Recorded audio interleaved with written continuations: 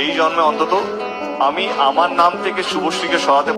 এই জন্মে আমি হয়তো আমার নাম থেকে শুভশ্রীকে কখনো সরাতে পারবো না। এবার রুক্মিণীকে উদ্দেশ্য করে সরাসরি এমন কথা বললেন অভিনেতা দেব। দেবের এই কথা অবাক করে তোলে ভক্তদের। সবাই জানেন আবারও জুটি বেঁধে ছবি করতে যাচ্ছেন দেব ও শুভশ্রী। আর রোমান্টিক ছবিতে অভিনয় করে ভক্তদের মন জয় করার চেষ্টায় আছেন তারা। এমনকি সোশ্যাল মিডিয়াতে একের পর এক রোমান্টিক ছবি শেয়ার করে চলেছেন এই জুটি। আর এই নিয়ে ভীষণ মন খারাপ রুক্মিণীর। আর তার মাঝে দেব স্পষ্ট করে জানিয়ে দিলেন এ জন্মে তিনি তার নাম থেকে শুভশ্রীকে কখনো সরাতে পারবেন না।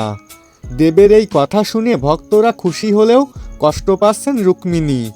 এক গোপন সূত্রে জানা যায় দেবের সাথে সেরকম যোগাযোগও বন্ধ করে দিয়েছেন এই অভিনেত্রী। তবে এই বিষয় নিয়ে এখনও পর্যন্ত মিডিয়ার সামনে সরাসরি মুখ খোলেনি রুক্মিণী মৈত্র।